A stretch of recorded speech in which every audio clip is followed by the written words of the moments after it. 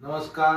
भक्तिरस या यूट्यूब चॅनलवर आपले सहर्ष स्वागत.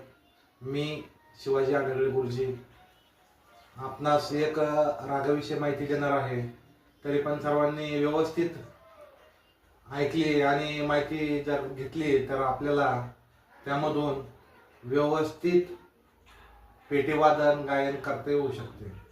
आज आपण भूप या रागाची प्रथमतः माहिती पाहणार आहोत. तर पेटीवरती आपल्याला मी आरोह आणि अवरोह वाजवून दाखवणार आहे. त्यामध्ये आपण बघितलं तर काही सात स्वर जे असतात त्यामध्ये आता राग घेताना आपण त्यामध्ये काही स्वर जे असतात ते वरचे असतात, म्हणजे आपण ते घेत नाही. आणि अवरोहामध्ये पण तसंच असतं. तर भूप राग जो आहे तो पहाटच्या वेळी गायनाचा राग आहे. त्याचा जो प्रहार असतो तो आपण पहाटे प्रॅक्टिस करायची असते.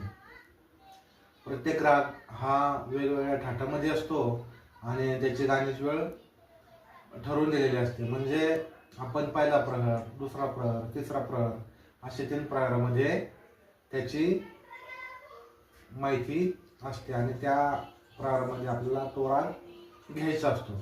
तर प्रथम आपण रागाची माहिती बघूया आणि त्यामध्ये जय जय रामकृष्ण हरी असे एक भजन जे आहे ते सुद्धा आपण गाऊया.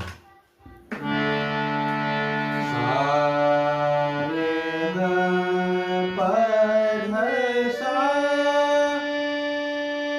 सा रे ग प ध सा म्हणजे इथं म आणि नी हे 2 स्वर वर जे आहेत.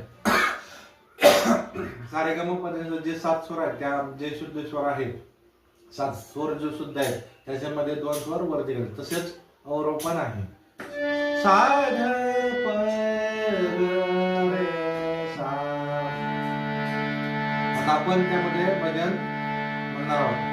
जय जय हरी जय जय राम कृष्ण हरी. जय जय हरी जय जय राम कृष्ण हरी. आता आपण हे त्याचा मुखड म्हणतो, त्याचे अंतरे 2 आहेत, ते अंतरे पण बघूया. राजा राम कृष्ण हरी. राजा राम कृष्ण हरी. जय जय हरी जय जय राम कृष्ण हरी. परत दुसरा जो अंतर आहे तो पण बघूया.